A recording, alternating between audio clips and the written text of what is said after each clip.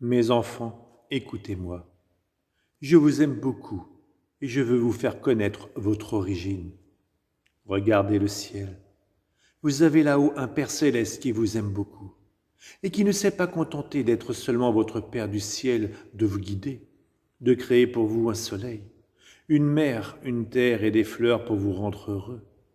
Vous aimant d'un amour exubérant, il voulait descendre dans votre cœur pour former sa résidence royale, dans les profondeurs de votre âme, en se faisant le doux prisonnier de chacun de vous. Mais pour faire quoi? Pour donner vie à votre cœur, votre souffle et votre mouvement. Ainsi, lorsque vous marchez, il marche dans vos pas, il bouge avec vos petites mains, il parle avec votre voix. Et parce qu'il vous aime beaucoup, lorsque vous marchez ou bougez, il vous embrasse, il vous serre dans ses bras et vous porte en triomphe comme ses propres et chers enfants. Combien de baisers et d'étreintes cachées notre céleste Père ne vous donne-t-il pas? Mais puisque par manque d'attention, vous n'avez pas laissé votre baiser rencontrer son baiser, et vos étreintes rencontrer son embrassement paternel, il était dans la douleur de voir que ses enfants ne l'embrassaient pas. Mes chers enfants, savez-vous ce que ce céleste Père veut de vous? Il veut être reconnu en vous et avoir sa propre place dans le centre de votre âme.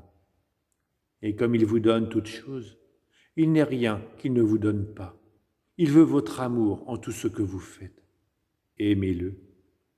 Que l'amour soit toujours dans votre petit cœur, sur vos lèvres, dans vos œuvres, en toutes choses, et ce sera la délicieuse nourriture que vous donnerez à sa paternité. Il vous aime beaucoup et veut être aimé. Personne ne pourra jamais vous aimer comme il vous aime.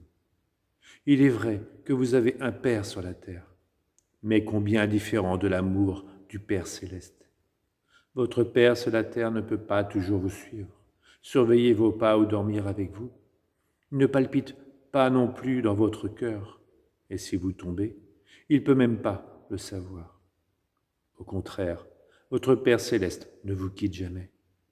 Si vous êtes sur le point de tomber, il vous tend sa main pour ne pas vous laisser tomber. Si vous dormez, il veille sur vous. Et même si vous jouez et que vous faites quelque chose d'impertinent, il est toujours avec vous et il sait tout ce que vous faites. Par conséquent, aimez-le beaucoup, beaucoup. Et dans mon excitation, je leur dis, donnez-moi votre parole que vous allez toujours, toujours l'aimer. Dites avec moi, nous t'aimons notre Père qui est aux cieux. Nous t'aimons notre Père qui demeure dans notre cœur. Ma fille, à mes paroles, des enfants sont demeurés immobiles. D'autres étaient ravis.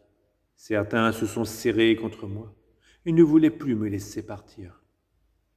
Je leur ai fait sentir la vie palpitante de mon Père céleste dans leur petit cœur.